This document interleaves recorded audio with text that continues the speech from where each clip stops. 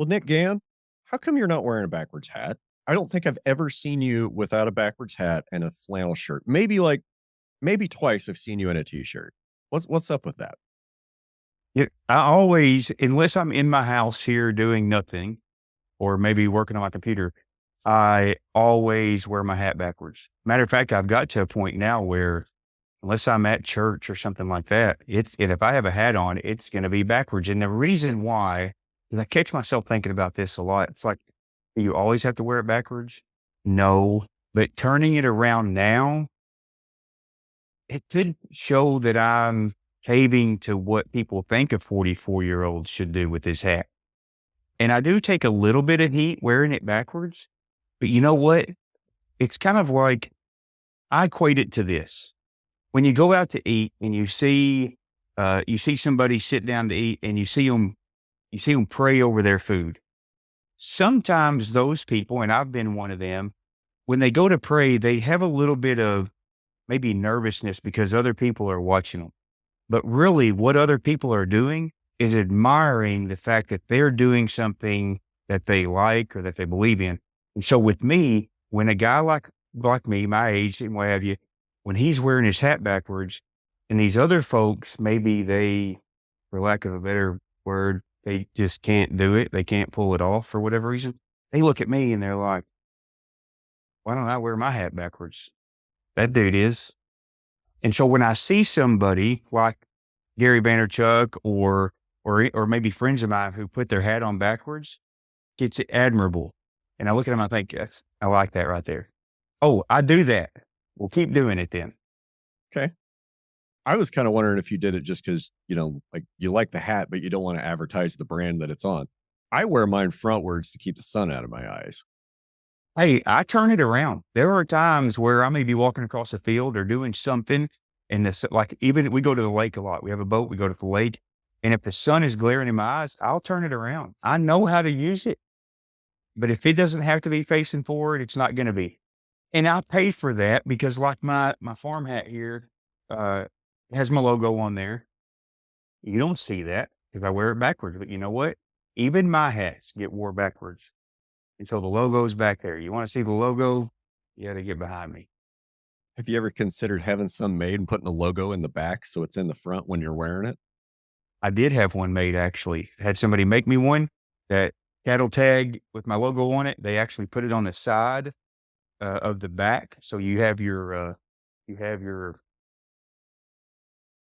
clip here, snap back here, and the logo was here. And then I ran to a young guy, probably, I think Kobe's probably 12 years old. And he gave me a hat from his farm, brand new hat from his farm. And I was wearing my hat and I didn't have anything to offer him. And I thought, and he watches me on social media. And so he kind of likes me. And so I know where I that's going. gave him, I gave him the hat off my head. It's the only one I had. Okay. Probably, I don't know that I'll get another one. I like it with it on the back there. I don't know. There's just one of them out there. He's got it. Well, he's gonna have a pretty cool story one of these days, when you're big and famous, I guess. If I'm ever big and famous, he'll have a pretty cool story. He's probably never going to have a pretty cool story. Yeah, yeah. So tell me where your farm's at. I mean, I know you're in Arkansas, but where are you at in Arkansas? So I'm right dab in Central Arkansas. Matter of fact, my town will argue with other areas in Central Arkansas that we are the center of Arkansas. Matter of fact, we got a big stone downtown that says something like this is the official center of Arkansas. And I'm in Benton, just outside of Little Rock. And although we have a little bit of our operation here, and our operation's not big by any means, we have a little bit of it here at our house. We only live on 3.5 acres, but we have a lease that we lease some land that's about 17 minutes down the road. And that's where our pasture is. And that's where I like for things to take place. Cause when I come home or when I wake up, like right now, I got to do the chores here. Then I get in my truck and I drive 17 minutes and I do the chores there. And then when I come home from there, you get out of your vehicle and you probably do the same thing. It's your farm. Don't look around. You'll see all sorts of stuff you need to be getting done. And so, farming is not my only job. So at some point, which brings me to, let's back up for just a second about the backward chat. So I create content for my insurance agency. I own an independent insurance agency, and I create content for that. I shoot videos, short videos without a hat. I don't want, when I wear my hat backwards, I get these little indentions on my head. You probably get them from your hat being forward too, but I get them from the snapback on my head. Right. And I don't want those in my agency videos. I don't want a backwards hat, and I don't want hat hair. So when I come inside, I'm ready for an agency video. They're nowhere near as good as the farm videos, but It's a still different shoot them. audience. It is. It's a different audience. And I see you posting those on a different platform too. I do. Yeah. I post on my different platform. It's kind of a funny story. I was posting them on TikTok, which is where I have my farm content also, which I post my content everywhere. But somebody said something to me one day in a comment that I forgot how they were. Basically, maybe they said I was posting too much or doing something. It was almost like they were seeing both the agency and the farm. And they made a comment about how I was doing something, and I thought, I wonder if they're watching both channels and they're griping at me because I'm doing something on both channels. I don't remember. I just remember thinking, that's weird. That's a weird comment. Like, do I need to not post my agency stuff on TikTok? And I think I come to the realization that, you know what, you probably don't need to post your agency stuff over there, and there's plenty of other places for it to go. So I actually don't post agency stuff to TikTok anymore, but I post it to Facebook and LinkedIn and YouTube Shorts. I post my farm content to TikTok, Facebook, YouTube Shorts, and Instagram. So there is a little bit of what would you call it? Like I have an algorithm in my head of like how these things go Of what and content to put on what of platform. what content to put where. That's right. Yeah. And the time frame on there. I don't know if you've noticed, but I'm a short form guy. When I go to watch videos, I don't want a long drawn out video. So when I go to post videos, they're not long at all. I'm quick. I'm to the point. I move on. Same thing with my agency content. Okay. What kind of insurance do you sell? I gotta know now. Well, we're independent, and so we're not, you know, handcuffed to like a State Farm or a Shelter or something like that. Those are good companies, but I don't write for them. But most of what we do, let me just tell you what we like to do, because as an independent agency, we'll do anything except for health. What I like to do is homeowners insurance, small commercial, which would include like hot shot trucking, Okay. flood insurance, uh, like renovations or even a new construction. And then, oh, there was one more I was going to mention, and life insurance. I like to do life insurance. I'm kind of picky about what I do. I'm not going to write you a $10,000 life insurance policy, but those are the ones that we focus on. That's what we like to write at our agency. Okay. We're gonna have to circle back to that, and we're definitely gonna have to circle back to that. But like, kind of want to go back to where you said that your farm is 17 minutes away from the house.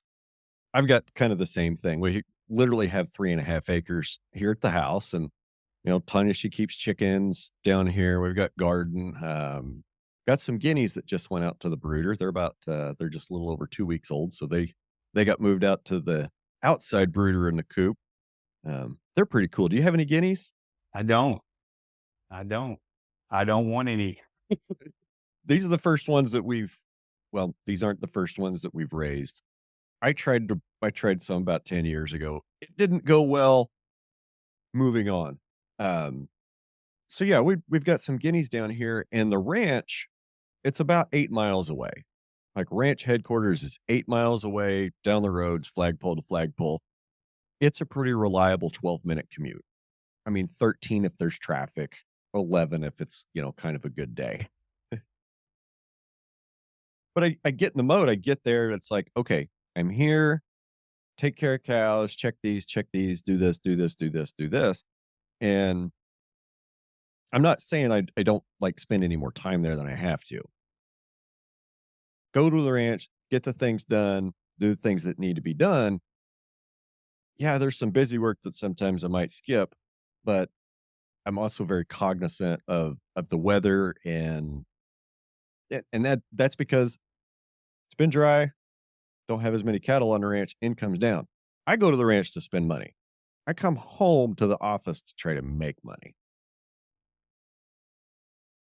At least that's that's my perspective. And there's something kind of nice about, like you were talking about before we hit record.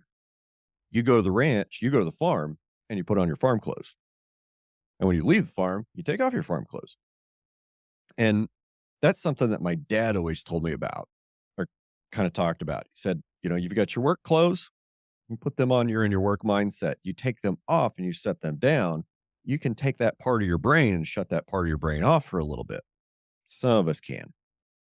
And I think that's an important thing to be able to do as an agricultural producer is be able to is to not have your whole identity and everything you are wrapped up in the ranch or the farm and that be your life 24/7. I'm not saying that's wrong. I'm just saying that there's when I come home from work and I take off my work uniform, it changes my mindset. And maybe that's a carryover from the military too. No, that makes sense. Have you ever heard people talk about if you need to be motivated in the mornings because you're struggling, and a lot of people struggle in the morning. It's like they wake up in a state of depression. But there's this trick that you can play on your mind. If you wake up and put on your shoes, your mind thinks, "Oh, it's time to get after it." It's the first thing you do. And I don't do that, but I've had people tell me they do that to trick their mind. They put themselves essentially it's like I'm putting myself in my work clothes. Like my mind sees that I have shoes on and we need to be doing something. As opposed to walking around in your, barefoot or whatever in your house shoes in that state of, I don't want to call it depression, although it very well could be, but your mindset's not the same as when you have your shoes on. Just like me, you get me out to that shop.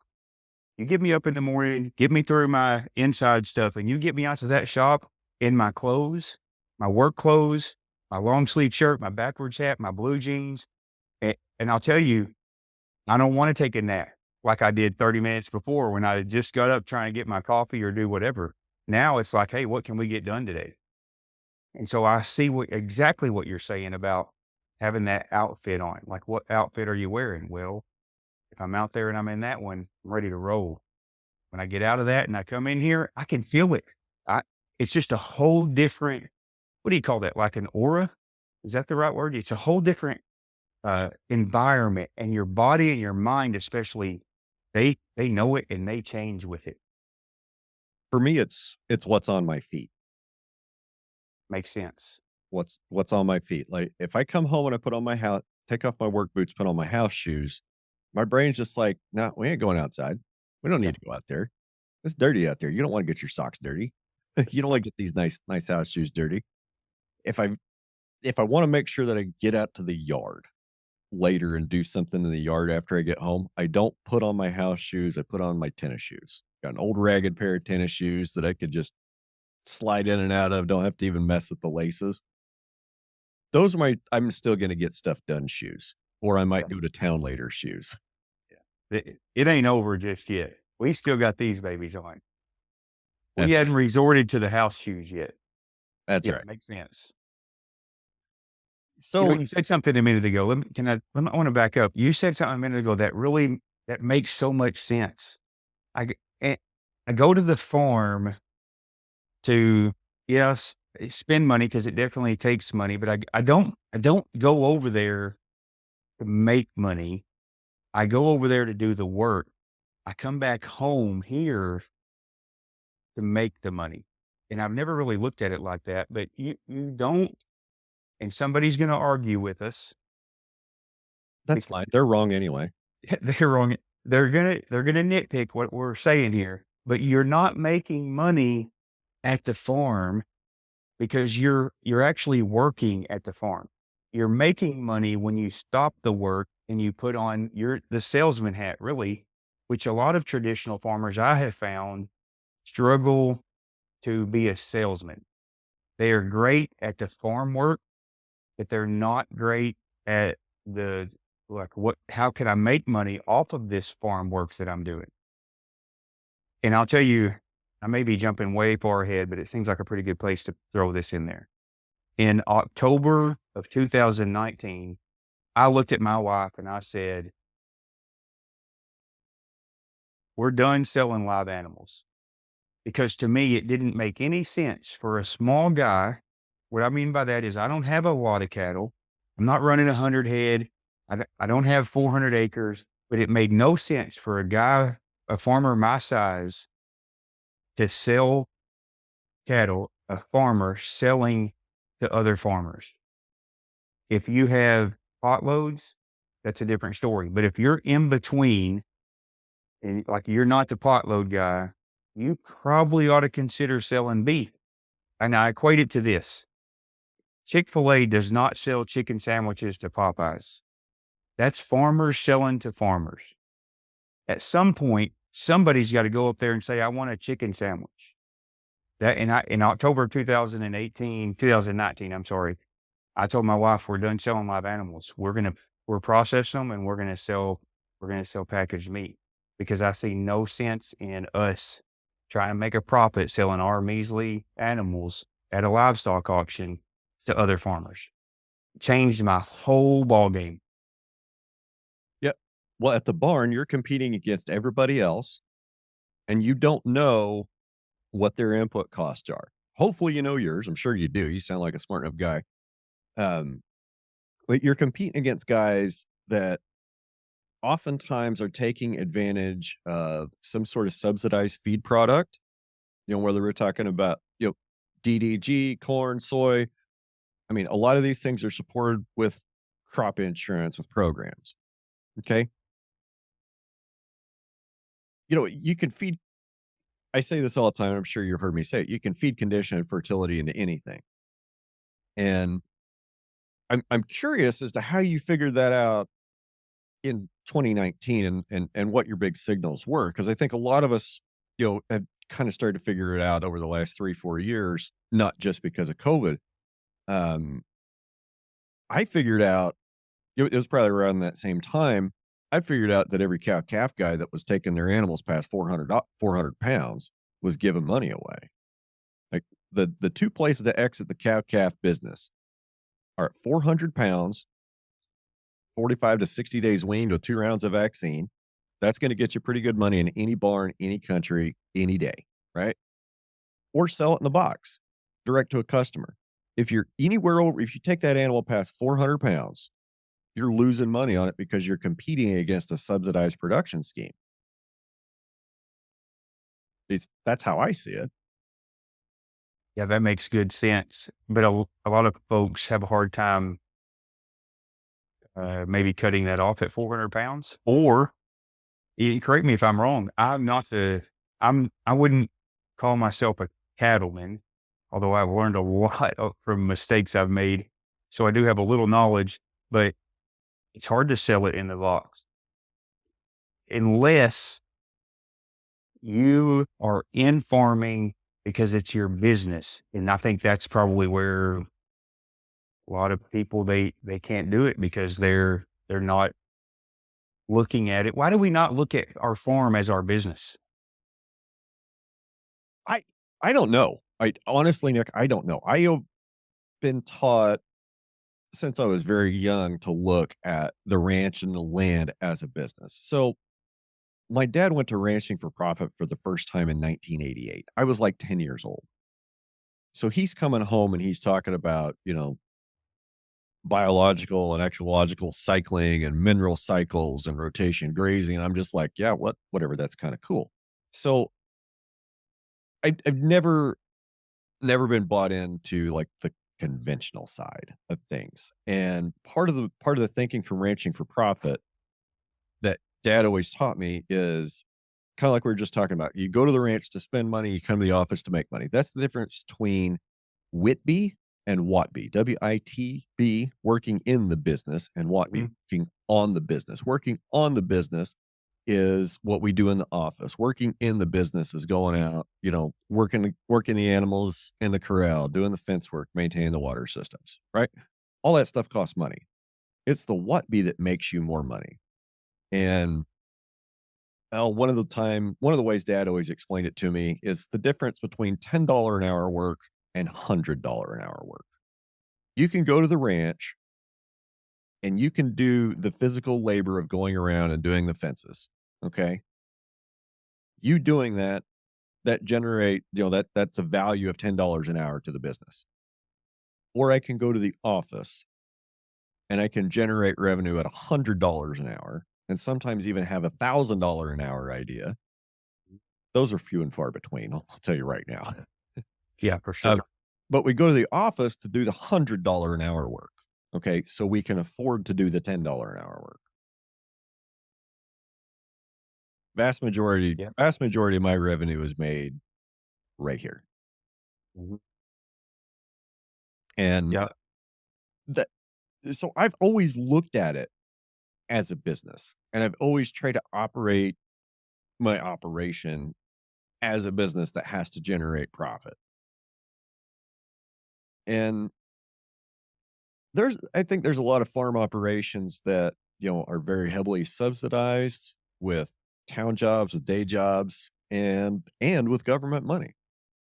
And people don't I think the sad truth is, Nick, I think a lot of farmers these days aren't self-aware of the degree to which they're subsidized and the degree of control at which everybody else, i.e., let's just say the crop insurance man, the banker, the crop consultant, the agronomist, and the seed salesman, those are really the guys running your operation.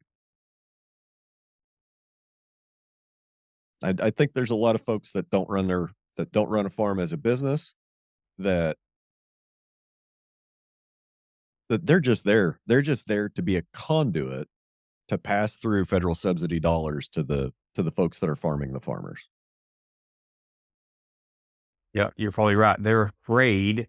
They're not even maybe I was gonna say they're afraid to manage the numbers because if what gets measured gets managed, and if you're not managing or measuring your numbers, looking at how much am I spending to, to do this, then when you you don't realize, okay, me and my wife, which my wife and I don't subsidize the farm. We do not.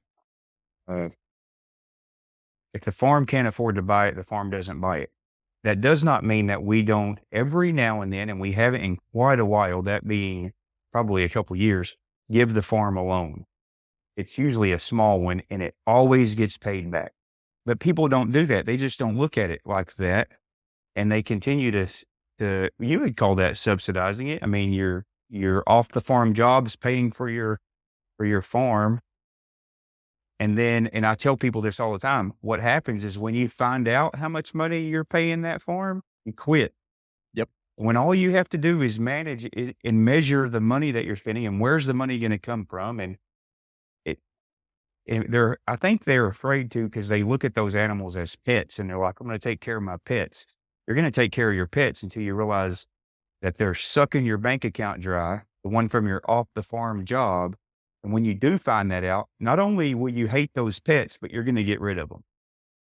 All you have to do is pay attention to your numbers and you have to be disciplined. So let's just say that because you have to be disciplined and we weren't always, but a lot of people, they can't do that. Maybe it's because they're live animals and they look at it like pets. I don't know. I don't always understand it. I think people are funny and they get in love. They fall in love with their cows or they fall in love with a breed or an idea, and they won't listen to anything negative about it, about their system, about what they think is awesome, and they continue to double down and double down and double down, and we end up in a situation kinda like we're in, like, we gotta keep planting corn, soybeans, and cotton wall to wall. tear out more tree rows, farm up the waterways. Corn, cotton, and soybeans. Got to grow them all. Got to feed the world. I'm I get really, really sick of big commodity farmers saying we got to feed the world when they're living in a food desert and their community is starving and sick and full of chronic disease and cancer.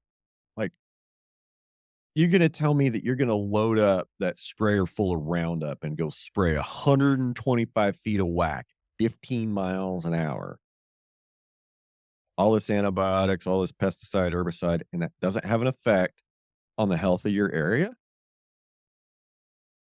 Like, I, I don't get it.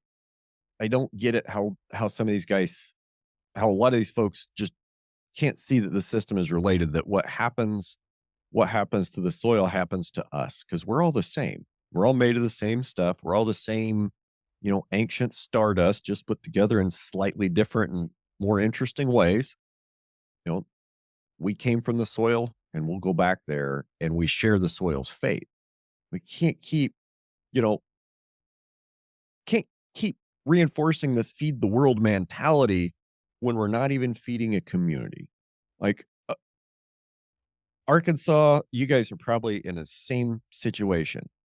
Here in Kansas, we import like 95% of the food we eat. I mean, we're in the top 5 beef. We're generally the number 1 wheat producer. We're no slouch in corn. We're no slouch in soybeans. We produce a lot of food in Kansas, but what of it is human edible? Like, we're not feeding the world if you're not growing a crop that can be eaten by a human. White commodity soybeans, you can't eat that. Number 2 dent corn, you can't eat that. So what are we really growing? Are we really feeding the world? And to kind of even go a little farther off the rails on this, when when we've got all these, you know, let's just say popular social media accounts and farm influencers that we see on social media, and they're saying we got to feed the world, we got to feed the world. Man, you're not even feeding your community. Oh, no. It's like, well, I shouldn't say, maybe I shouldn't say that, but you're right. You're not even feeding your community, but saying that we gotta feed the world feels good, so it's what you say. But you're going you're jumping so far out there. You're jumping over so many things. It's like going from peak to peak, and you can't go from peak to peak, and you know that, but they say it. I believe they say it because it's the feel good thing to say. It's definitely not It's not feasible. You're not even feeding the few people that live around you, and you're gonna say we need to feed the world?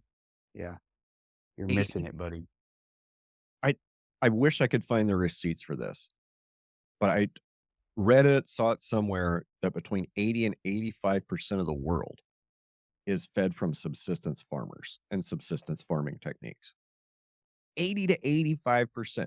So, okay, we're going to feed the world with our massive, awesome, wonderfully efficient production system that we have in the United States. We're going to feed the world, 15 to 20% of them.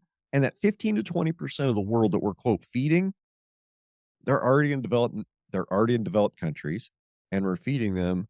What are we feeding them? We're feeding them ultra processed and hyper processed quote food. I mean, some of that stuff it's you Yeah, can almost get into exactly, food quote, "food." That's right. Yeah, yeah. and gosh, there's been so many articles come out that I've seen in just the last, well, I'll call it 60 days.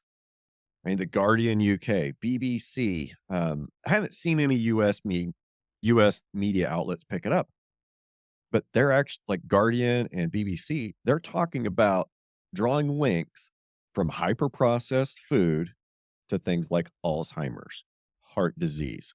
The best one is they're linking hyper processed food to adult onset diabetes now. I read a book recently called "Let's Eat Right to Get Fit," and I have it, I don't know exactly where it is, but the lady phenomenal book. she talks about exactly what you're saying, and they've done studies on these very remote countries that are living off the land without all the garbage that we're putting on it. Their teeth are strong. They don't stink because of the food they're eating. They don't have the diseases that we have because they haven't delved into the junk that we're eating. They're still living off the, what would you call it? The pure land that they have. It's been, what do you call that? Unadulterated. Yep. Yeah. They're not having the problems that we have. Now, let me say this too. I think that book was written in the 70s. So some of those countries may not exist like they did when she wrote this book. But she talks about the things that cause some of the stuff that we're dealing with. You know, you haven't always had, um, oh, what was one of the things she said? You haven't always had, was it, maybe she said a gluten problem. You haven't always had a diabetes problem. We haven't always had bleached flour and bleached sugar. And so there are things that go with that that just, I don't know. I'm like you said, I'm confident a lot of the diseases that we deal with, they're not going away because we're not going to change our food source. If we want those to go away, we have to change the things that are causing them. And although I would like for us to, I do believe that would be like me saying we've got to feed the world. Well, let me start with myself and my family here. We're not going to eat the bleached flour anymore. We're going to stay away from the dot. Well, don't get me started, Brian. Oh no, get I can't, started. I can't sell an unwashed egg that's not been refrigerated, but you can put high fructose corn syrup in my food. I I can't sell an unwashed egg. I can't butcher a cow myself and sell that meat, but you can put red dye in Gatorade and sell it to me. You can put yellow dye, which is probably worse than red, although I could be wrong there. I'm not positive. I do know yellow is not good for you, but I don't think any of those dyes are. You can put that in the soap I'm using to wash my face, but I can't sell that beef that I butchered on, that I grew, that I butchered. It's amazing. Golly, you got me started. I think that I'm with you. I think the rules, food safety rules, uh, the rules about what, you know, companies are allowed to sell us, there's some I problems. can buy a Coke from the store, but I can't sell you a gallon of milk straight from my farm. You've got to be kidding. Yeah, That's where we are. yeah, and that's really wrong. I mean, and there's so much nutrition wrapped up in that bottle of raw milk right out of your cow My gosh. versus all the stuff in a bottle of Coke that, I mean, high fructose corn syrup, sugar, caramel color. I mean, since we're talking about Coke, like it's pretty common knowledge. Like there's a Coke, the Coca-Cola Corporation has a specific license from the US government to be able to import one of their ingredients that's otherwise illegal. Don't go to them for a sponsor. I don't even drink Coke, brother. Like Yeah, I don't either. coffee and water. I mean, if the Don Pablo Coffee Company wants to reach out, like Yeah. Don Pablo Coffee Company, Burke Brands down in Florida, that's all the coffee that I drink. Like it's half the price of Black Rifle, and that's that's a lot of the reason why. Not saying there's anything wrong with Black Rifle, like Evan, you know, hit me up. I'm open for some Yeah. sponsorship. No, the coffee and water. That's about all I drink anymore. And I put real heavy cream in my coffee. Not proud of it, but we get it from Dylan's. I mean, I wish I had a dairy next door and I could get real raw heavy cream, but the dairy's kind of a haul and they're about twice as expensive as grocery store cream. Yeah. Um, so maybe that will change, but yeah, real raw heavy cream. I don't even put sugar in my coffee. Nope. I don't even think we have sugar in the house. And Tanya last night was just wondering if I forget what she was thinking about making. Oh, she wanted to make sand plum jelly. So sand plums are kind of a local delicacy around here, wild plant. Um, and I'm going to say that maybe only like 2 out of 5 years we'll get a good crop of plums. And it looks like we're going to have a good crop of plums. We didn't have any last year because of a late freeze. Didn't have any year before that because of a late freeze. Didn't have any the year before that. No, we did have them. We had plums in 2020, and that was the last year we had plums. So the sand plum is fairly tart, like rather tart. And most people kind of make it with about 43 pounds of sugar. And she's thinking about trying to figure out a way to either make it with honey or make it with maple syrup so we don't Yeah. use refined white sugar. You know, we have a Carly. I don't know if you've heard me talk about Carly. Carly helps me with the farm, and she makes our, Kelly and I, she makes our bread using local honey, or sometimes we get our hands on maple syrup from a buddy of mine from the Air Force. So I was in the Air Force. He retired. I didn't. I got out early. He bought a maple tree farm in Pennsylvania, and he mails me maple syrup during whatever season. And she will make our bread out of that. No sugar, stone ground wheat flour. And it's funny. My wife will tell you the two most important groceries we have in this house are raw milk and bread, but it's so worth it. When I eat that bread, I know there's not the refined sugar and the milk. And I go through 2 gallons of that a week. It's just knowing. It's like, what do you want for dessert? A glass of milk. Knowing it's healthy. It's good and it's healthy, unadulterated, uh, expensive, but nonetheless, it's good. Okay, it's expensive, but what are you not paying for? Exactly. I mean, is it expensive when you go to your neighbor's house that has the cow and you're paying him $10 a gallon for milk? I mean, is that anywhere close to where you guys are at down there? Oh Eight. yeah. Yeah. Yes. Yeah. That's about where it's at. I think 8 to 10, maybe up to 12 in some parts of the country are pretty much average for, raw milk on the farm. That guy's getting that money. Like, he doesn't have to send a big percentage it off to the plant that processed it. The guy Mhm. that trucked it doesn't have to get a cut.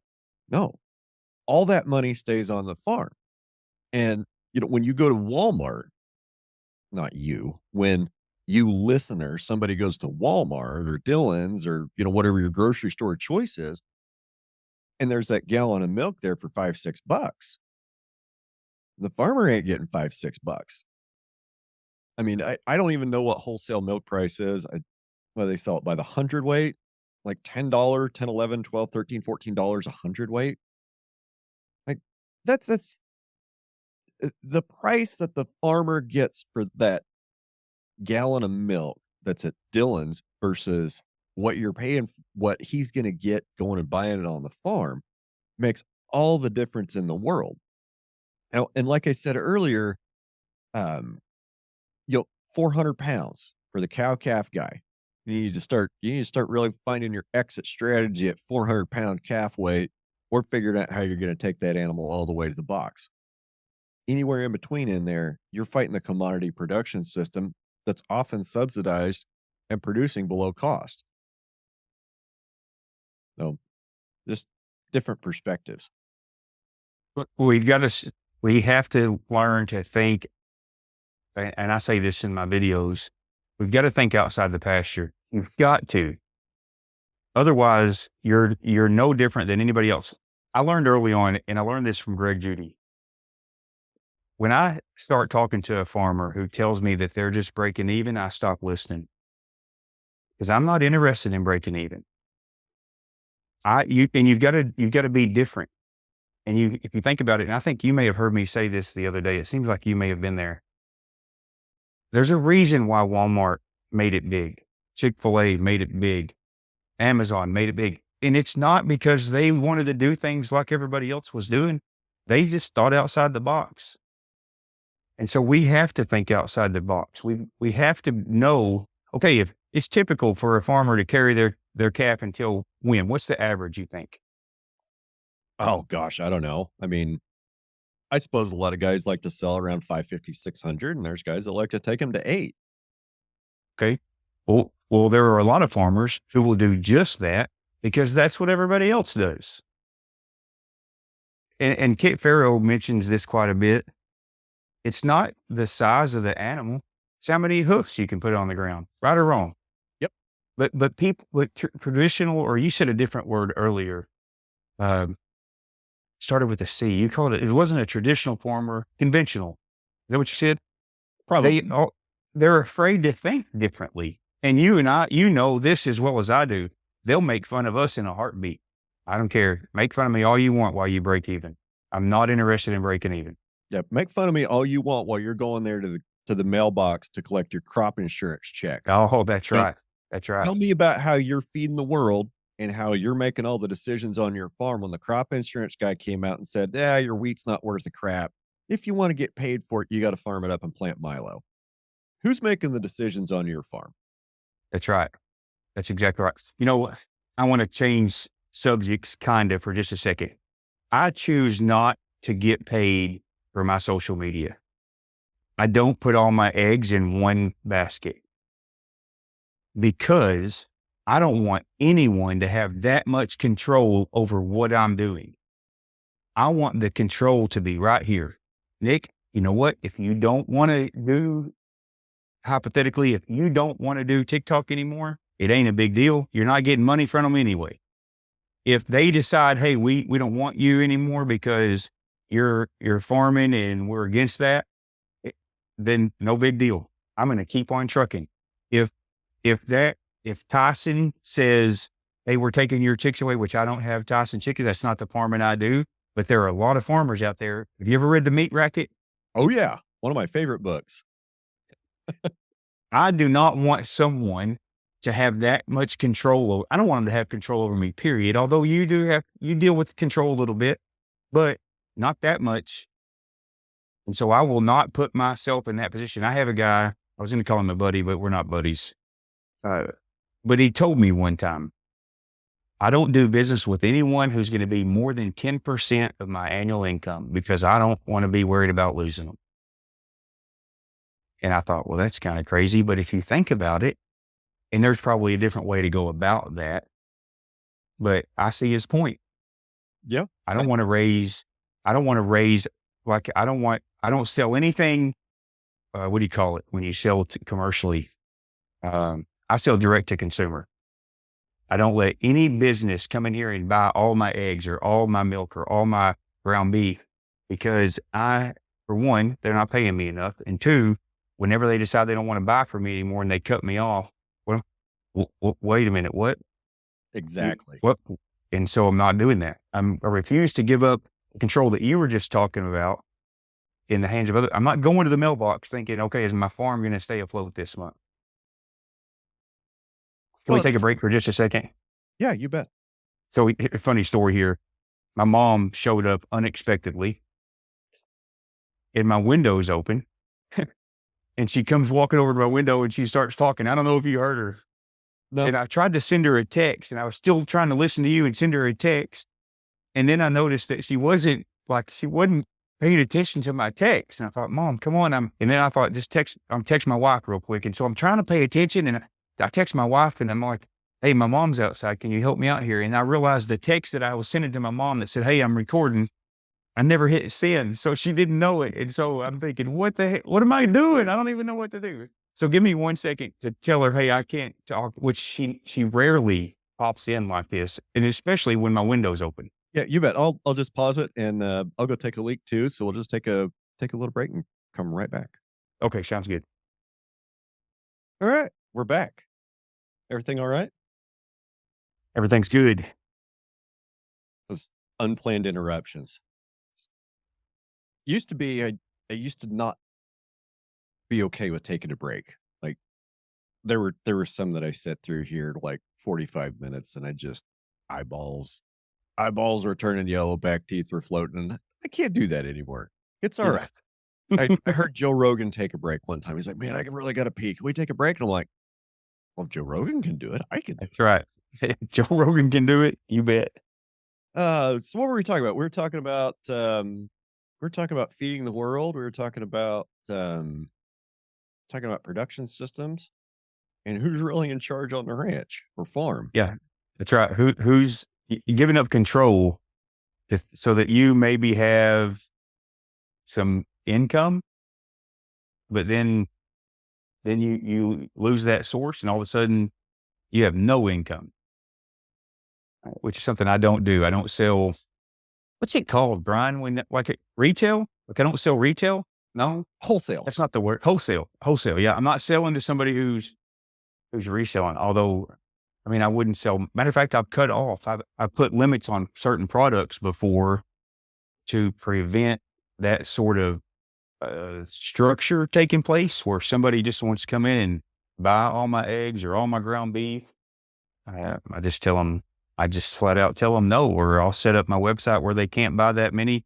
You know, wasn't long ago we had kind of an egg craze, Yeah. and I just went on my website and changed it where you could buy 1 dozen. And then what I did was when a customer, normal customer, or let's just say a return customer, when they made a purchase, we would just reach out to them and say, "Hey, do you want more than the 1 dozen eggs that you added to your cart?" And what they said was, "Yeah, we just couldn't add more." No, the reason you couldn't add more is because we're protecting those eggs for people just like you who buy from us all the time and not letting these one-timers show up because of the egg craze and buy them all. And it really, I don't know that our customers ever realized that's what we were doing, but that's exactly what we were doing. How much you sell your eggs for? It depends. So, Does it depend r on when or does it depend on who? yes.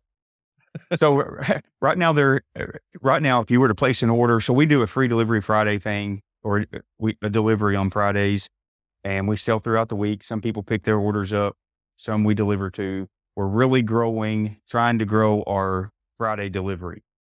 So if you have a $50 or greater a $50 or greater order, delivery is free in our area of Benton and Bryant. If it's $100 or more, it's free delivery for anywhere from Hot Springs to Little Rock. We're trying to grow that. Anybody can pick up. We process orders on Thursdays. They can pick up anytime after the order's processed. Those folks pay $7 a dozen. We do a farmer's market on Saturday. Those folks pay $8 a dozen. More work to get that stuff there. They pay a little more. And Brian, they don't care. And I'm sure that there's probably about 7 or 8 people that are listening to this that just threw their hat and said, "There's no way I'd pay 7 or $8 for eggs."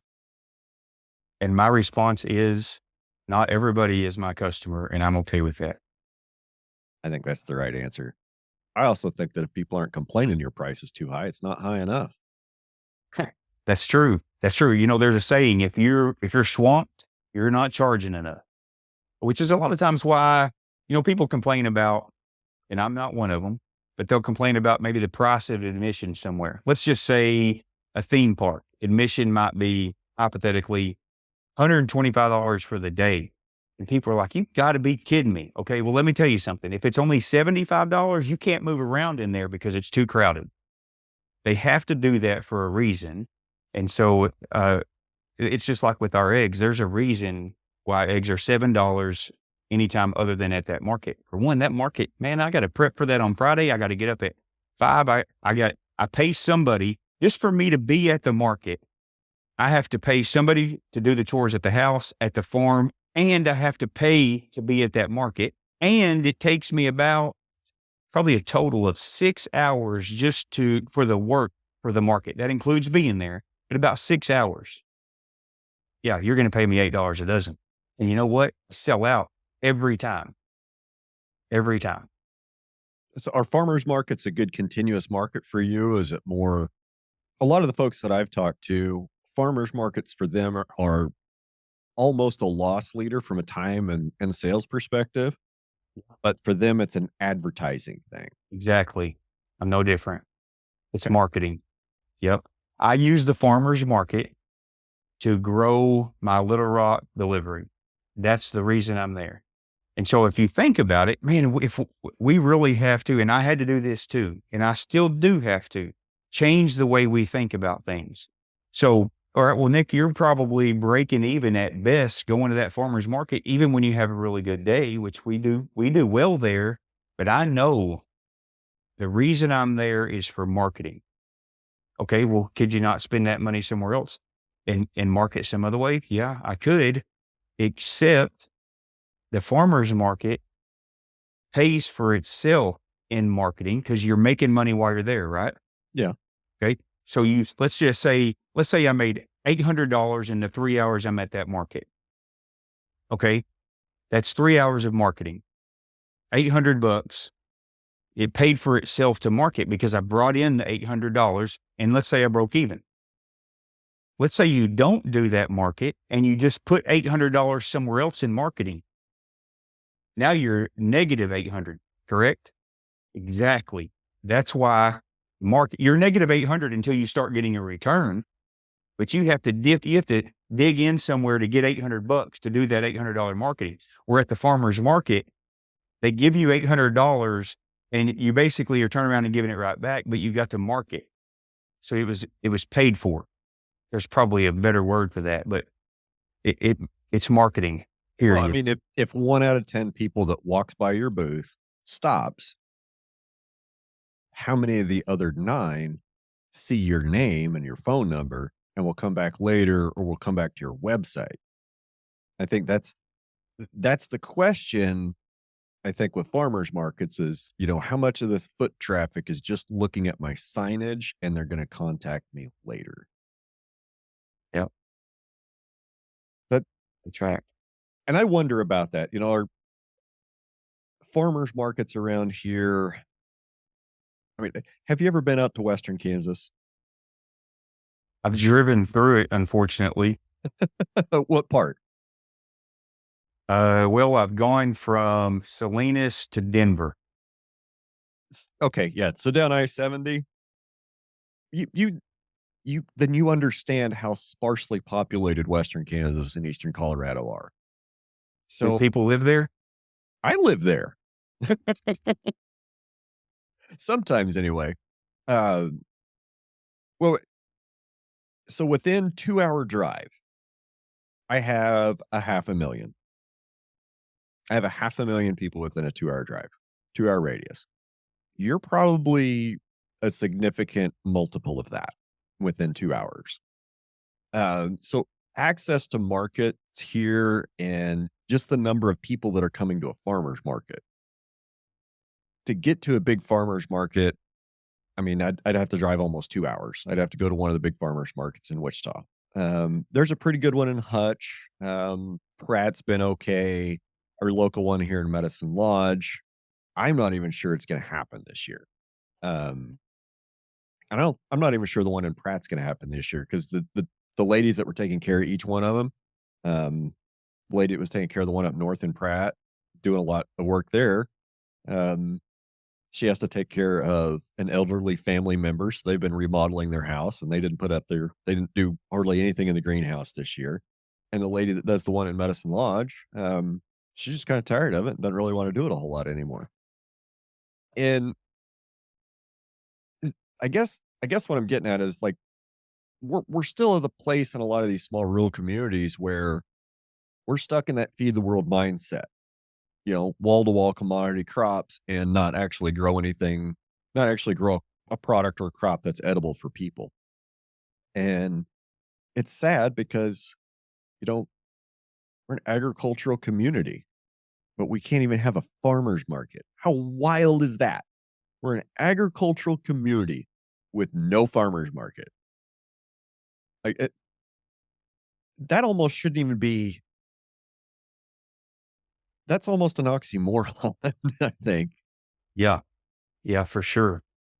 It would take somebody dedicated, heading it up, giving it steam, like the one I attend, which I mean, we are in smack dab Little Rock at this market, which, although Little Rock is a big town, it's definitely not a big city, but we're a farming state.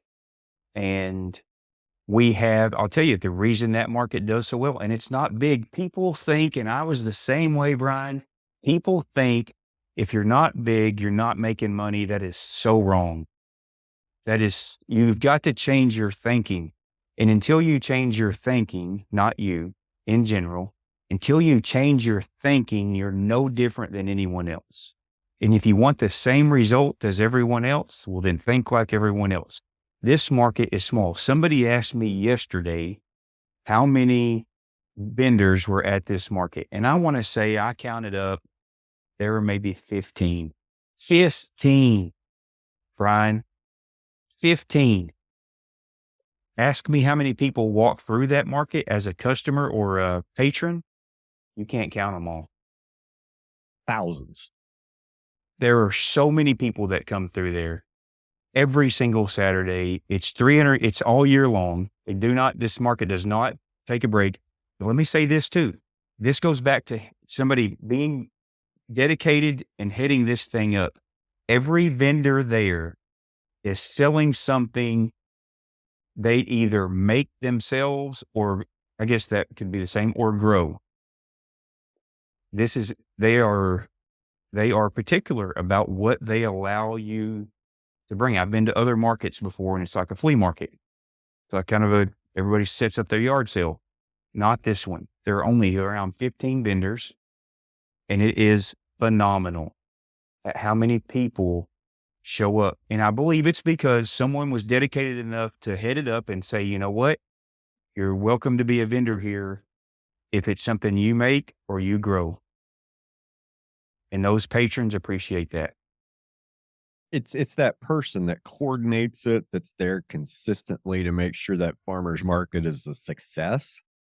And I think another key to it is, like you said, maybe there does need to be a little bit of gatekeeping so you don't have, 20 booths in the farmer's market and 15 of them are all selling soap.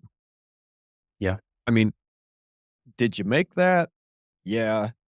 Did you just buy a bunch of ingredients and cook it in your kitchen? Okay, cool. I mean, is there anything special about your soap? Like, okay, so um this is a future podcast going to come out. I haven't done this interview yet, but I've talked to him and we're going to do it. But my friend Justin Harris, after this done, you might go check him out. Wild Ass Hemp Farm, Wild Ass Soap. Um, so this guy's actually got a cool story. And I don't want to spoil a lot of it, but um, like they grow their own hemp and they make the soap, but it's not like they're buying the fats for the soap. I mean, off the market. They go to another friend of mine, Mike Calicrate, and get the rendered pork lard and rendered beef tallow from his packing plant. And they just buy it bulk and they turn it into soap and sell the soap. Like, okay, now this is something I can get on board with. Like, you're taking a waste product from another guy that's slaughtering on farm and trying to build local food systems, and you're keeping that locally and you're generating more value with it with a product that you can ship everywhere. I think that's pretty cool. So, like, being able to stack on top of that. So, like, okay, make soap from, if he set up selling soap at the farmer's market, he could be right next to the guy that's selling him the tallow and he's selling beef. Be like, yeah, you want to know where we get our tallow? That guy right there. Without him, we can't make our soap. And I think relationships like that are kind of cool. Um, well, a lot of times what you see at farmers markets, a lot of them did become a flea market. Like, we don't need this crap here. Like, Mhm. farmers market. If you farmed it, if you grew it and you made it, bring it to the farmers market. If it's a bug that you put under glass, no, maybe take that to the flea market. Like that doesn't Yeah. belong here. Yeah. Have a yard sale. Yeah. Yeah. Something like, yeah. Get you a booth at one of those flea markets and do that. I get discouraged when I stop at a farmer's market only to learn that it's not really farmers selling their products. It's discouraging. You turn and you leave quick, really. You do. When you get to one like where I'm at, I'm very fortunate. I even turned these people down the first year they called me up and they were telling me how they're set up and where they're set up. I thought, well, that's lame. That ain't going to work. Boy, was I wrong. Huh. But when you show up at one like where I'm at and it's just farmer after farmer selling the stuff that they grow or raise or make, it's you not only do you spend your money, but you visit all of them. You know, I was actually on Saturday, they moved a lady who used to be next to me. They moved her down to the end and she was a little discouraged that they had moved her. Well, and I got a little break during the market and I walked down there and I said, so what's the crowd like down here? And you know what she told me? Way better. The exact same, because those patrons go from one end to the other and normally back again. So it doesn't matter because they know what those booths are. They know what those booths are about. They know what that market's about. It's not a flea market. They appreciate it and they want to see everybody there. It takes dedication. It takes somebody leading it for it to be like that. It's not a problem that we're going to solve anytime on this podcast, but I would hope that somewhere that there's incentive structures. And okay, where do those incentive structures come from? And what am I talking about? Like, what are the incentives for somebody to put together and organize a farmer's market? I'm just kind of generally asking Yeah. as an overall question. You know, what motivators would there be for a person to say, "Hey, this community needs a farmer's market. I'm going to take it upon myself to organize that and put that together." Having known some folks that were kind of involved with it, it seems to be like that's a that's a thankless job that doesn't really pay a whole lot. And maybe that's part of the problem. But then again, so I'm a libertarian, right? I do not believe in big government. I if if there's a solution to a problem, the solution is not more government, more spending, and more government jobs. Like that's the last thing that I want to look at in in my mind is some kind of a governmental solution to a problem. But how do you get people to participate in a system like that? How do you get people to want to participate in a farmer's market? How do you create a structure to where there is some longevity with a person that will put together a farmer's market, that they're going to have some security in that position and want to be there for a while and make sure it's a success? It should that be a function of government or should that be a function of community leadership? Which I guess community leadership is just really another form of government anyway. I don't know. I'm rambling. Well, you rambled onto something pretty good there. Here's why. So at one time we were doing 4 markets on a weekend. We did 3 on a Saturday. We did 1 on a Sunday. Ugh. The one, the, the 2 markets that had an extraordinary amount of patrons were not run by the city. The one out of those 4, the one that was run by the city is the worst one. Okay. The one that's run by a non-governmental agency, actually they're the one that's run by the dedicated person is by far the best one. By far. And I'll tell you, it's run by a dedicated person. It's on the church grounds in a, what would you call this? Maybe prominent part of Little Rock, although it's not the most extravagant part of Little Rock. It is a prominent part of Little Rock. The church backs that dedicated person. She's a member of that church. She has several people that they're kind of a team. Although she's the leader, they have this team that's really a leadership team for this market, and they are backed 100%. I say 100%. It's evident that church backs them. They're members of that church. If that church backs them, that is the best market of those four. And another one of those four markets is actually in Little Rock, probably on a busier street, doesn't do quite as well. And then the two markets that are run by the, let's just call it the government, that are run by the government, they have a nice pavilion, they have the concrete, they have their own parking, and they're the bottom two. They have everything it takes to be a wonderful market.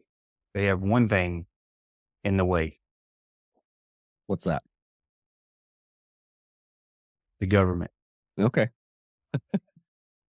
And I don't mean, and you know this, I'm not saying the federal government gets in their way. That's not the case. What does get in their way is all the rules and regulations, and the fact that their city government thinks they can motivate their hourly employees to make this market great, and they aren't, and they can't. They're that employee running that particular market, they're not doing it because they're dedicated to that market. Now that chick up there in Hillcrest, she's doing it because she is dedicated to that market, and probably not making a dime. She's just dedicated to it. They found the right team for the right market, and it's working. It's interesting you made that comment about, the government worker has no motivation, no accountability, no buy-in, and that's what it takes. It takes buy-in, it takes emotional buy-in long term. Like, you've gotta be the chick that runs the good one. She's bought in long term into farmers markets. She sees the benefits, whatever they are, to community prosperity, local resilience, local food systems, whatever her motivation is probably it's moving things in the right direction. But then when you take an hourly employee of government who's not doing that job because they want to do a stellar job in public service. Let's face it, most people that work for city or state governments or county governments, you're there because you want the sweet retirement and you want the sweet health plan. Like, you're not there because you want to be a public servant. You don't go out and patch potholes on the roads because you think that brings honor and glory to your family name. No, you do that shit for health insurance and retirement benefits. Let's be honest. And as a government worker, like, there's two things there's only one thing more permanent than a temporary government program, and that's a permanent government program. And on the other side of that coin is, once a person gets hired into public service, into government, like, unless you do something grossly criminally wrong or negligent, you're probably going to retire from that job as long as you do Mhm. absolute bare minimum necessary, which that's another function of government. Government sets the absolute minimum acceptable standard. Like, people think mil spec is awesome. No, mil spec is crap. Mil spec is the absolute worst that the government will accept and still pay you for it. So, mil spec, maybe not so great, but I digress. You have to have somebody that's bought into the mission, that's a believer. And I wrote down here, church farmers markets. I can see how a lot of churches, places of worship would be a great place to have a farmers market. A, lots of parking. And what do we need to have a farmers market? We just need to have a place to do it. We don't even need a roof. So we just need a lot Mhm. of parking. We need a good way to get in and out. Saturdays are great. I mean, most houses of worship do their thing on a Sunday. Some do it on a Saturday. Well, you can always move that farmers market day around. But even more to that, like, I got this movie playing in my head of, a preacher in front of his congregation using the scripture to, teaching the scripture, and then talking about, that clean, healthy food is important, and that we should all be eating good, clean, healthy food, and to build a connection back with our farmer. And, oh, by the way, farmer's market next Saturday right here. And this is our coordinator. And it's like, maybe this is an idea, right? I'm not a big church guy, but if we need more farmers markets, maybe that's a good place to start, is to start with a church and say, "Hey, preacher man, let's get your congregation eating better so more of them make it to heaven. So you spend less time as a group on everybody's healthcare. Let's try to get everybody eating better." And the first step of that, let's do a farmer's market. So let's find somebody from the congregation that's passionate about food, passionate about health, and passionate about the community. I don't know, spitballing, brainstorming again. You know, sometimes you can sit down and listen to people pray, and there's always this one saying that they'll throw in their prayer when they pray before they eat.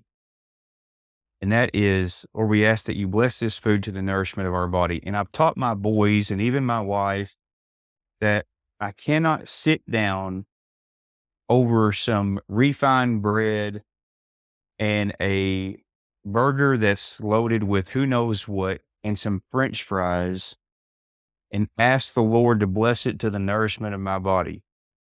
I'm not, I am not uh, saying that I am limiting my God, but I am saying that There's with limits this, what he can do to something that's devoid of nutrition. we blame him for a lot of stuff that we bring on ourselves. You said it earlier. We eat a lot of stuff that causes us to have problems, and we continue to eat it. And then we put this high fructose corn syrup in our body, and then we blame somebody else when we have cancer. Yep. And we sit down and we pray over these donuts, these deep fried donuts made out of refined flour. And we ask the Lord to bless it to the nourishment of our body. You will never catch me doing that. Oh, You will no. rarely catch. Donuts made with enriched white flour, fried in seed oil, and coated with sugar. That's right. Yeah. That's right. That Bless this to the nourishment of our body. And I can just see God there, like rolling his eyes, thinking, are you serious? Are you serious? Yeah.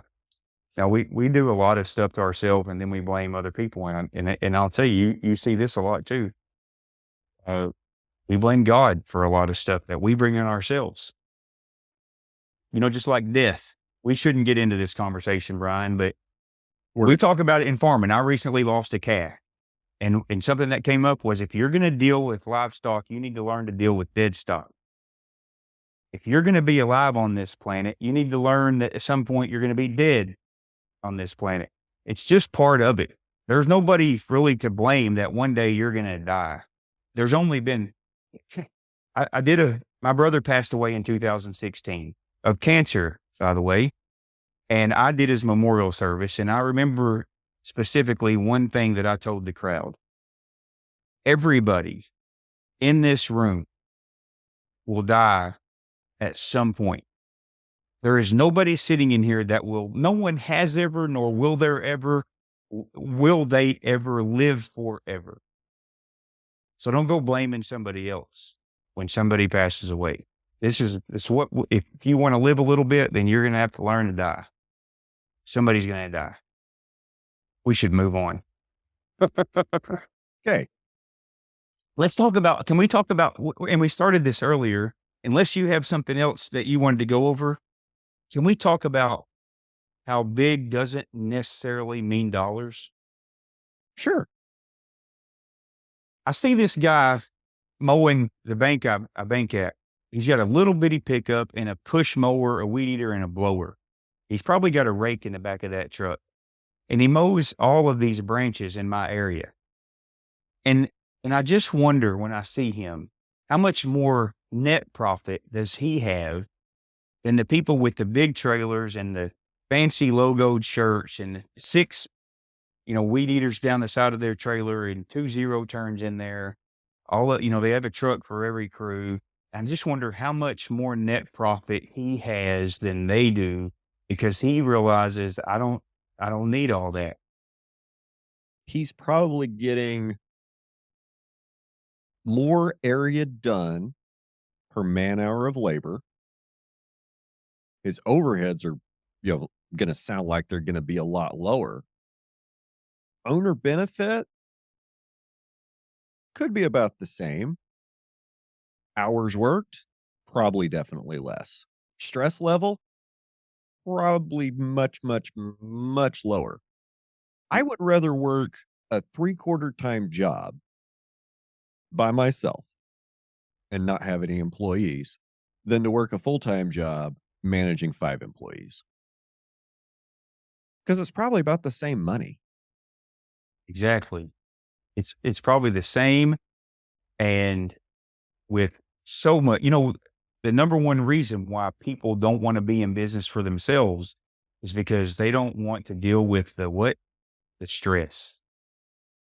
And this gentleman who I see mowing these yards, mowing these bank lawns, is probably not dealing with the stress. He's He probably doesn't just have to worry about if one of his crew members wrecked the truck or did somebody sling a rock out because they were mowing the wrong way and hit a window, hit a car driving by or something. And I used to, when people ask me when I social media first started, and by all means, my social media is not huge, but it is definitely, um, it can be intimate. I have good relationships with these people who tend to follow what I'm doing. And when I first started gaining some traction, people would ask me about the size of my farm. And I was hesitant because my farm is not big. And then I learned that, the average farm is not big. Most farms aren't big. And not the main reason, but one of the reasons why conventional or traditional farmers continue to buy land. I said something there that was important. One of the reasons, not the only reason, probably not the main reason, but why they continue to buy this land is because they think they need it because they can't make a profit on a little bit. They need a lot. And really, if you can't be responsible with a little bit, you can't be responsible with a lot. And so they think, oh, I can't make a profit on 40 acres. I need 400 or 4,000. And in some cases, there are farmers who definitely make more money with 4,000 acres than they do with 40 acres. I'm not saying that's the case all the time, although I do believe that is a case a lot of the times where it's like, well, I can't do much on 40 acres. Listen, I got 14 pasture acres. Actually, it's a little less, Brian. 14 pasture acres. Here at my house, I have 3.5. And I have learned that I don't need a lot of land to make a profit, a net profit. What I need is a lot of thinking outside the box. And that's what I do. And yes, it would be nice if I lived on the farm. It would be nice if I had a lot more land, mainly for entertainment.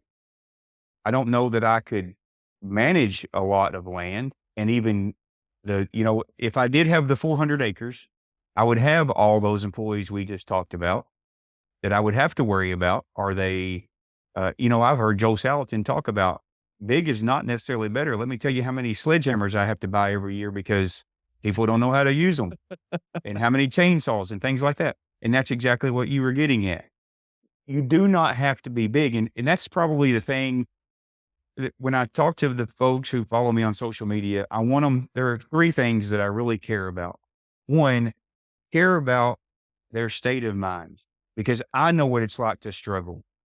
I know what it's like to get up in the morning and like I need to get my shoes on so that my mind can get out of the gutter and make me feel like I at least amount to something and I'm not worthless. So I care about their state of mind. I care about their numbers. I want them to pay attention to their numbers. And most of them don't care to do that. But I want to teach them how much more fun farming is when you know your farm's making some money. And then the other thing I want them to know is you don't have to have a lot. You don't have to have a lot of land to be a farmer. You don't have to have a lot of land to be a farmer that makes a net profit. So those things are near and dear to my heart. And you'll see that in my content. People think we've got to be big to make money. And that is, ask the dude mowing those bank lawns. That's not, I guarantee you, it's not the case. There's another fella I know from Arkansas. Pretty sure he's from Arkansas. Little town called Cotton Plant, Arkansas. Gentleman named Adam Chappell. I listened to him speak a couple years ago at, I think it was Soil Health U. He'll probably call me and remind me where it was. He said he passed on a quote that his grandfather told him. He said, "It's a lot easier to get big than it is to get small." And, since the 80s in ag, we've been following this get big or get out mentality. And, we're roughly the same age. You're just a little younger than I am. That's okay. We'll let that one slide. Um, but since the 80s, it's been get big or get out. Well, we're on this treadmill of getting bigger and chasing decreasing returns and smaller margins and having to increase turnover with getting more acres in order to make up that shortfall. And I go back to what Adam said. Yeah, it is easier to get big than it is to get small. You can't tell that guy down the road that's farming 2,000 acres, hey, you should maybe give up half of that, reduce your workload, quit planting corn and go do some cover crops or, some other kind of crop that might bring in a lot more money, but slightly more labor intensive. It's hard to tell him that when he's got a banker going, "Hey, buddy, you need to plant 1,800 acres of corn this year because, 250 bushel year yield average, and that crop better be insured. So if it does fail, we get paid." Who's making the call on your farm? Mhm. I mean, it if you don't want somebody telling you how to farm, why are you letting everybody tell you how to farm? That's right. And That's right. and every time, we see these farm sizes increase. It was a trend through the 50s and 60s and 70s. And when we hit the 80s, everything just hit warp speed. And with every it seems like with every innovation, right? We're reducing labor on the farm, moving those jobs to town, in a factory or in an office or in a bank somewhere, or to the seed dealer or the tractor repairman. Farms are getting bigger because we've got machinery that can be, they're more efficient. They can replace manpower. Well, that's just other guys you got to pay. I mean, you think about how many people farm the farmers. Your typical corn, wheat, cotton, soybeans guy. You know, he's got to pay John Deere. He's got to pay the tractor dealer. He's got to pay the implement dealer. Got to pay the agronomist. Got to pay the seed dealer. Got to pay the herbicide salesman. Got to pay the pesticide salesman. Got to pay the fertilizer. Got to pay the crop sprayer guy. Got to pay the agronomist. Got to pay the crop consultant. Got to pay the irrigation guy. Oh, and then we're going to give 5% to the bank. Who's running your operation? You know, guys like you and I, okay, where we try to raise everything on the farm, sell direct to consumer. There ain't anybody between me and my customer. And there's very few people between me and what I need to produce my product. Like get those people out of your supply chain. Get Mhm. people out of your supply chain that are parasites because we Yeah. need them. Nope, we don't need them. If you start thinking about that which brings the stress to your life and figure out how you can do away with that, a lot of those people you just mentioned will be the first ones that have to go. Yep. I mean, if we get off on the wrong foot, and I did this when I first started farming, you get off on the wrong foot, it's hard to get rid of them. You notice over Mhm. the last 3 years, all them guys got brand new pickup trucks? Huh. Ain't that funny? Mhm. What are you driving? Exactly. And not one of those. That's right. I am driving a 17-year-old diesel pickup because I can't Yeah. afford anything newer. No, and I want something I want the trucks that they're driving, but, that's I see your point there. Those folks, stand between you and your net profit, and then they show up and you see what they're driving, and at some point, you've gotta tell yourself, you paid for that vehicle for them. Yeah, Yeah. yeah. I like being small. I do. I wanna make more money. I'm not gonna lie to you. I wanna make more money. I wanna do people right. I'll tell you, you a small farmer like me, you struggle to make a profit on eggs, even selling them at the price I sell them. And what people who get mad, and there are some who probably get mad because we're selling them for $7 or $8 a dozen. What they don't realize about eggs, you can factor in all these prices, all of these costs, your inputs. What they don't realize about eggs is none of those inputs change when your egg production drops. And so you're now getting half the amount of eggs with the same amount of inputs, and you're charging the same amount because they're not going to let you double the cost of them. It's not how eggs work. It's kind of like, gasoline is probably a nuisance to gas station owners, especially with pay at the pump, because gas prices change so often. Well, it went down today. Yeah, well, I paid more for it yesterday when I bought it and filled these tanks up out here. And then today my price drops. And what do you have to do? Sell gas for less than you bought it for. I think But it's okay.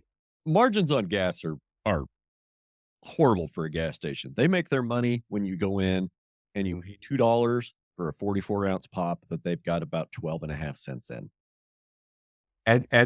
Not even the pop that you open, because those, I don't know that they're making profit on those.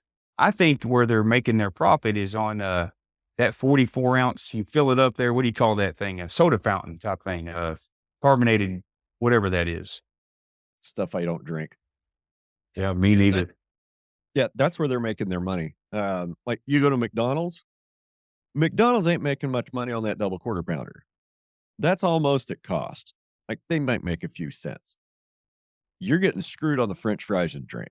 That's where McDonald's profit is. Like they're 100% in the fries and drink. So let's take that apart for a second. Fries, you basically have potatoes fried in seed oil with salt.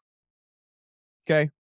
That's cheap. I mean, once you plant potatoes, you always have potatoes. I mean, potatoes grow a lot of places. And then the soda. Like to me, it's just boggles the mind that people will pay that much money for basically flavored sugar water with bubbles in it. Mhm. Like, okay, yeah, it only adds 250 to the combo, but that $2.50 of price you're adding to the combo is $2.25 worth of profit for that chain. You're welcome. That you're right. And I've been guilty of that. What's crazy about it though is you take that large cup they give you, you fill it full of ice, do an experiment. Go get you what is it, a 16-ounce can? Is that what they are? 12. I think most cans are 12. 12-ounce can? It probably won't even hold all that can. And you just paid $3. If you go to a restaurant, you're going to pay $3 for your drink, and you probably aren't going to drink more than the 12-ounce. The ice is what's getting you. McDonald's isn't screwing you. The ice in that cup is what's screwing you. Yep. Yeah, you're paying a lot of money for some ice. You're getting a little bit of soda. Oh, Yeah, somebody that's told me this is like rock and Corey business, but he said if you can sell them water and make them think they're buying rock, you're making money. Like, okay, I get that. I mean, water weighs 8 pounds a gallon. If you're selling stuff by the pound, try to sneak a little bit of water in there, especially if water's free. But if you're shipping a product, you want to get all that water out. You want it out. That's right. Yeah. You know, like, okay, local delivery. Yeah. Ground beef, steaks, beef boxes. Sure. No problem. Oh, you want to buy you're in New York or LA and you want my meat? Yeah. You're probably getting a beef stick or jerky because I don't want to ship water across the country. Yeah. Yep. Right. Um, where are we at here? So somebody asked me recently, how much do I need to be selling my beef for? I don't hate that question, but it makes me cringe when they say, hey, what do I need to be selling my product for? And I used to ask that question until I've learned, and I did a lot of my learning comes from reading material from other farmers. I don't always agree with them, but at least I know where they're coming from or how they're thinking. And when people ask me, well, how much do I need to sell my drink for, or whatever it is, my ground beef or my eggs or whatever, my first thought is You're asking the wrong question. And maybe they need to know that when they ask that, they don't realize it because at one time I didn't realize it either. But a guy just this morning asked, how much do I need to be selling my grass fed beef for? Okay. For one, it doesn't matter if it's grass fed or not at first. What you need to know is how much do you need to make? Okay. People used to ask me, hey, I'm thinking about going in the insurance business. You got any advice for me? And this is what I would tell them. How much money do you need to make in a year? And they might say, let's just say hypothetically, $100,000. Okay. That's probably too much, but just for the math, let's say 100,000. So then I would break it down to them and tell them how many policies they would need to sell in a month, in a week, in a day, in order to make $100,000 in a year. I would bet money that none of those folks went into the insurance industry because they knew ahead of time what it would take for them to make the net profit that they needed to make, or in that case, maybe the gross profit. So they go into it, especially in farming or any kind of small business, they go into it without ever knowing what it's going to take to make the amount of money that they need to make. Just like with this guy and his grass-fed beef. Okay, what I told him was, you need to know how much grass-fed beef you have. So I have 3 beef coming back from the processor in a couple of weeks. And the first thing I'm going to do is count or look at my inventory and then determine, okay, where does my profit need to be on all this beef? You can't just pull a number out of your hat. I did that. And in October of 2000 and so Brian, this is 23, 22, 21. In November of 2021, this is when I really learned, what I'm about to tell you is why I'm so adamant that we pay attention to our numbers. I sat down at my kitchen table in there and I put a pencil to my numbers or to my business. And I realized how much money I was losing, and I was in the hole over 30 grand because I wasn't paying attention to my numbers. I didn't count my inventory before I sold anything. I just put a price on it. Like, well, what do you think you need to sell it for? I don't know. What's it sell for in the grocery store? And then you put a number to that and you think, okay, well, I'm going to sell my ground beef for $4 or $5 a pound or whatever. And then before too long, you're $30,000 in the hole. And I was sitting there and I thought, if this is the best I can do, I'm done farming. Done right then. If I can't do anything better, I'm done. And it hit me. If you don't know what you have no idea how much you need to sell it for. So I started doing an inventory on whatever product I have, whatever it is. If it's chicken or beef. And I learned this is my number for selling these 3 beefs that I have. They come in and I get the beef back and I already know what the live animal was worth. The live animal, what's it worth? And the worth is everything. It's whatever that you have into that cow, whatever basically, for maybe in layman's terms, whatever you could get for it if you sold it at the auction. Let's just say that. That's what the animal is worth. They may be worth more if you're selling it direct to consumer. But for the sake of this conversation, let's just say at the auction. Okay. Okay. That animal comes in and it's worth $1,000. And then maybe not today's cattle dollars, but let's just say $1,000. And then your processing was $600. And then let's just say you got $200 in travel. So you're at $1,800 and you do the inventory on all the beef you get from this cow. And I wish I had known, nobody told me this. I'm not the only person who knows this, but there was no Nick Gann out there telling me this before October or November of 2021. There was no Nick Gann yelling at me like my friend Lindsay says. I'm in her face telling her, she's like, every time you talk to us, you're always up in our face telling us something. That's because nobody was in my face telling me, quit selling your ground beef for $4 a pound. You're going to be $30,000 in the hole. And so I'm telling people, anybody who's willing to listen, who's selling their stuff, especially from their farm, because my heart's desire is to be a farmer, to be a rancher, to take care of live things, whether it be a live tomato plant or a live calf or a live chicken or a livestock guardian dog. And so you take your inventory and you start pricing it at what you think that you want to sell it for. And then you add all that up. Remember, we were at $1,800. You add all that up and you're at 1,900 bucks. It's easy, Brian. You know, you're not selling it for enough. Is that you made 100 bucks. Is that the best you can do? Matter of fact, Oh, there's a you lot of guys going to the barn that'd be happy to make $100 a head. okay, that goes back to the value of the live animal. But if they're making $100 on all of that work, because a lot of farmers, the reason that they don't want to sell beef by the package like I do is they don't want to hang on to it. They don't want to have all those freezers. It takes time to sell all that beef. And you're going to tell me I'm going to do all of that and get $100? Then you go back to your numbers and you say, okay, well, I can't sell my beef for $5 a pound. But what I was doing, Brian, was I would get to that end number and it wasn't $1,900. It was probably more like $1,500. And I did it over 54 head in 2021. Yep. Across 54 head of cattle, and I lost money on every single one of them because I wasn't putting my numbers on paper and figuring out how much I'm making on this inventory. I don't know why I wasn't. It sounds stupid. You're like, well, that's just dumb, Nick. Well, it was dumb. It was dumb. And I got my loan, that particular amount of money. I was in the hole. I'm down to $16,000 now.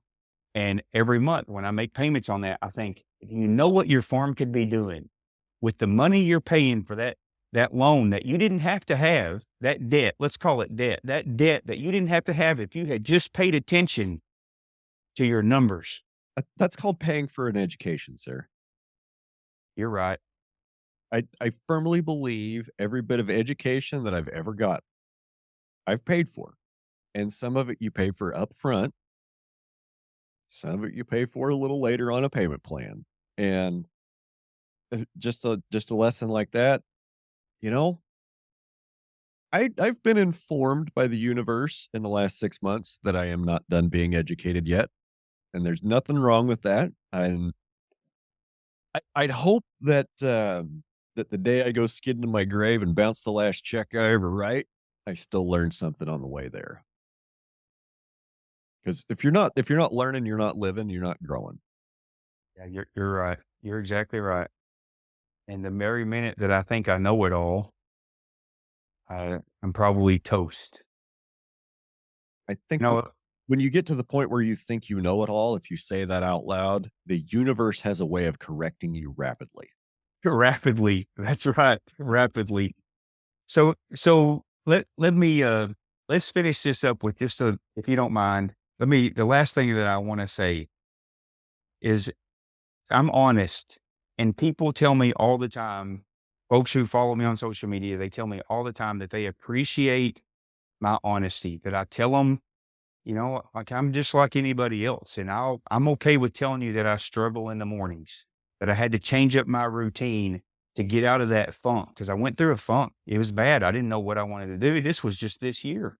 Heck, Brian, you were probably watching videos, or if you did, you may have been watching a video of me on social media and not knowing the funk that I was in, not knowing that I was hating farming. I was hating getting up. I was hating getting my clothes on, and I didn't even want to walk up to my shop. It's 100 feet from my house, and I didn't even want to. And I was in this funk, but I told people, I would tell them, and and I tell them when things aren't good, and like this is what you're going to deal with. You're not always going to want to feed your animals. You're not always going to want to make sales. You're going to want to blame other people for things because that's what I do. And people are like, you know what? That's what I do too, and they appreciate me being honest. And I never really understood why I don't, and I still don't know what makes me so candid.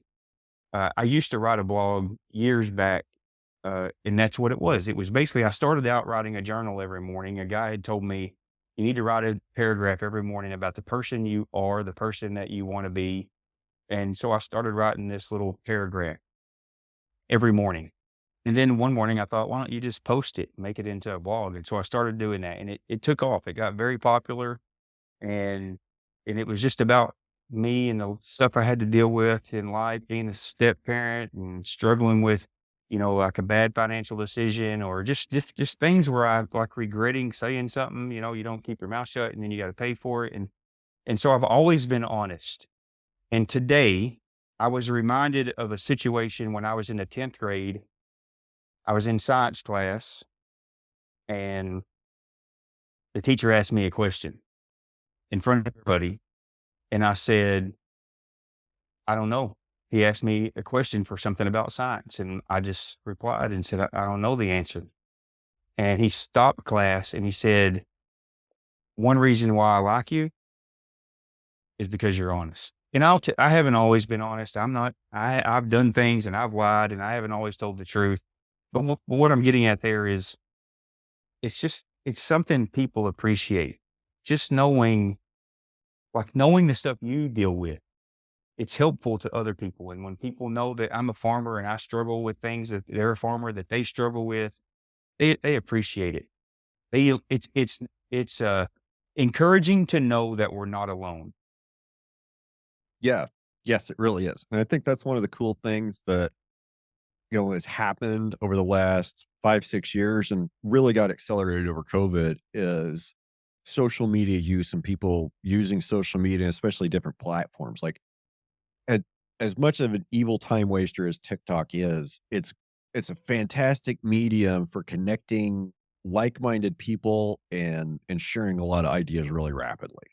Like, there's no other social network that's really replicated that or been able to do that. But then again, there's also interactions that we have on platforms like Facebook and Instagram and LinkedIn and Twitter with folks that you can't have on another platform. So I mean, every one of these platforms, they kind of have their own niche, but it it's very refreshing now that a lot of these echo chambers are being broken and it's a lot more acceptable to talk about things like mental health, and it's acceptable to admit that you're not doing okay or that you're struggling and to talk about it. That's become a lot more acceptable in the last couple of years, and I'm grateful for it. I'm not very good at it myself. When I have a tendency to struggle, I mostly do that. I mostly internalize that and I try to process that internally. That's just who I am and how I was raised and how I learned to do it. I think it's great that we have this seems like there's this whole generation about ready to hit the workforce that are in touch, that don't have a problem talking about what they've screwed up or talking about that they might not, that they don't know everything and they're willing to seek knowledge. I think I think that's a good thing. Um, and then on the other hand, there's all the evils of social media, which, don't need to spend I don't think we need to spend a whole lot of time on that. I mean, it can be a huge time suck and there's if you use it incorrectly, like any other tool, I think you use it incorrectly and it can do a lot of damage to you mentally and emotionally. You know, there are so many things, and social media gets a bad rap, but there are so many things that fit that category of this can be really good or it can be really evil. Just like we talked earlier, your farm can be really good or it can bankrupt you because you're not paying attention. Social media can be really good or it can tear your life apart because you're not paying attention. It, and one thing that I've tried to be lately being in the last couple of years, is self evaluate.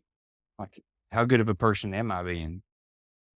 Am I I'll tell you, my integrity over the last couple of years has greatly improved. I know that sounds crazy, but a lot of people deal with lack of integrity. And I was one of those people. And you don't want to tell people that. You're not going to, especially when you're dealing with it. But there's so many aspects of life that can be just like social media. It can be really good or it can be really bad. And we have to pay attention. Yep. All right. Last thing I want to know about you, Nick. What'd you do Mhm. in the Air Force? Say that one more time. What'd you do in the Air Force? I was my in layman's terms, I was sheet metal. I did body work on airplanes, which was 2 jobs actually. You would either fix problems with the metal or you painted airplanes. So it's just like body work. You take a car in and it's got dents in it. Well, you might fix the dent. Maybe it's cracked or something. You might fix the crack because airplanes crack a lot because of speed and stress. And then you also would need to maybe paint something if that panel that you just fixed, you had to sand it, fix it. Well, it needs painted now because the Air Force is big on corrosion control. So most of my time was spent in what we called the paint barn, and I painted F-15s. And I loved it. Matter of fact, the hardest, uh, the toughest decision I've ever had to make was whether or not to get out of the Air Force. It was so stressful. I didn't know what to do. I didn't know what was the right decision for me. And I just remember being so stressed. Cause you can't, there's no going back especially at that point, there was no going back. You get out, you're done. And I chose to get out and I don't regret it. So you would have got out for your first you would have got out what, in '01, '02? Yeah. So I was due to get out in October of 2001. How'd that go? I, I didn't.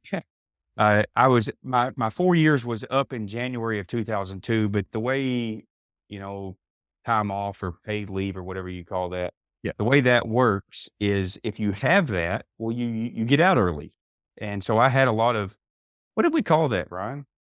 Just leave. I mean, that's what we called it Leave. at Navy. It was Leave. Yeah, leave. So I had leave built up, probably 60 days worth. I think that was the most you could build up. And so I started my out processing and then 9/11 hit and there were certain fields that were critically manned and mine was one of them. And they came to me and said, "Hey, you can't get out." And I thought, here, this is what went through my mind. You mean I just went through months of talking to anybody I could talk to about the hardest decision I'm ever having to make. And you're now telling me you can't get out? Anyway, so they kept me in until September of 2002. I was in Alaska my entire time, although I did do some TDY in other places. Fairbanks to I was in Anchorage. I was in Anchorage, and I got out. I had a job lined up. I had been working part-time for a company while I was in the Air Force, and I went full-time with them.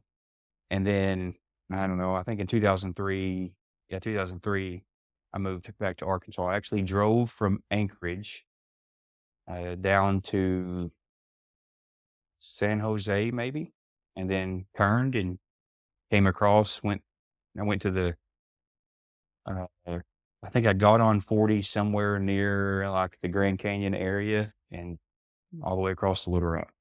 Took me, I wasn't in a hurry, Brian. Took me 21 days. Hey, if I was back in my mid-20s and I had to drive from Anchorage, Alaska to Arkansas, maybe in my mid-20s, I would have just tried to do that in like 2 days. But now, yeah, you bet your ass. I'm gonna take like 3 weeks and stop and see all the cool stuff along the way. Yeah, it was very cool. The most difficult part of that was the day I left. I left at 2 or 4 o'clock in the afternoon, September 18th, maybe. And I drove, you have to go north before you can go south to get to the Canadian border. And not far into Canada, I hit snow so thick you couldn't even tell where the road was, and nobody else was driving around up there. So there were no tracks to follow. And I'll tell you, it was stressful. My tank started getting low and it's dark and there's snow everywhere. And September 18th, I made it through that night though. And if I made it through that night, I can make it through anything. Cause I'll tell you, there was nothing anywhere. And I finally hit this gas station that had a couple rooms in the back. So I was able to get gas and get some sleep. Now, that was like early 2000s. That was before smartphones.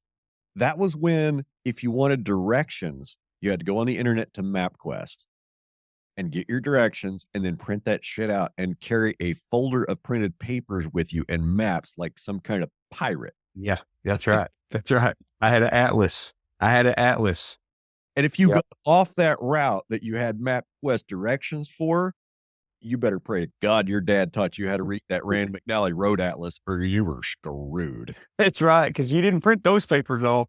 Nope. No, I didn't print that road. Yeah, it was crazy to run into that much snow that early, and I remember being very worried because my gas tank was getting low, and I just thought, "There's there's no one anywhere." It was so low and almost on walk. Well, I'm glad you made it. Yeah, me too. Me too. All right, we got to wrap this up. It's been a lot of fun. I want to come visit you in Arkansas. I want to see what you got going on down there. And when I come, I'm going to bring my matches and I'm going to bring my drip torch. Your matches and your drip torch. Yes. And we're going to talk about fire. Okay. I just a few minutes before I found an article where you're kind of outspoken against prescribed fire and against burning. I want to change your mind. We'll work on that. Okay. We can do that. Hey, I'm open minded on a lot of things. Very few things am I closed minded on. I think burning. Okay, let me preface this with in my management context in the Great Plains, fire is an extremely critical part of my ecosystem. I mean, there's so many fire dependent plants. I have to have fire on the landscape every periodically to stimulate my fire dependent plants and fire dependent ecosystem back to a better state of production. Not I've never really spent a lot of time in Arkansas. I think I told you when we were texting back and forth a while ago. So the only time I've been in Arkansas in my life was back in April. Okay, Tony and I, we took it was mid-April. I was getting really depressed, really stressed out. We're like, all right, we got to get out of here for a few days. Let's go somewhere where it's green and it has rained. So we're like, okay, Southeast Oklahoma. So we went down to Broken Bow. We stayed down in Broken Bow for a few days, and she wanted to like she wanted to go back up towards Eureka Springs. So we found a place. I think it's like Beaver Island or Holiday Island or something up there in Northwest Arkansas is where we ended up going. So to get from Broken Bow to there, you got to take a little road trip. So we went up through Oklahoma and uh, we went east on the Talamina Scenic Byway. That's a special road. Like that one's a lot of fun. Like if you're going east west through that part of the world, you should definitely take that Talamina Scenic Byway. Uh, Alameda. Yep, yep, it goes Okay. from Tallahena, Oklahoma to Mena, Arkansas, Okay. and there's only a couple places to get on or off that road. There So that's why you went from Mena north, because you had mentioned to me that you went to Mena and then you Yep, went north, and you're over there in the mountains.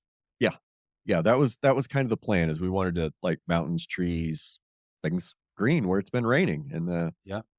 it was a great trip.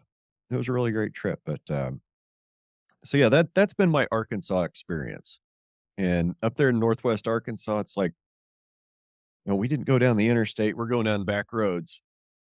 I swear every other farm up there is either Pilgrim's Pride, Sanderson Farms, or Tyson. It's like, Yep. That's the part of the area. You know, matter of fact, in that book, Meat Racket, it mentions a lot. What's the name of that town? Waldron. yep, Mentioned Waldron a lot, and you probably did you go through Waldron on purpose, we went through Waldron, on like purpose? Okay. all 7.5 blocks of it. Didn't seem like there was Yeah. a whole lot of Waldron. Yeah. No, it's not a big town. No, You know, there's always important things that happen in small towns. Just not everybody always gets to hear about it. that's true. All right, Nick Gann, I really appreciate it, man. It's been a hell of a lot of fun. Yeah, I had a good time. I'm very grateful that you asked me. I appreciate it, and I hope that I have something to offer that doesn't bankrupt your podcast. Dude, I had like a whole page of questions about your farm that I didn't even look at. So we're fine. Good deal. All right. Appreciate you. Good deal. Appreciate you being here. And all those you out in podcast land, go have a great week. All right. Thank you, Brian.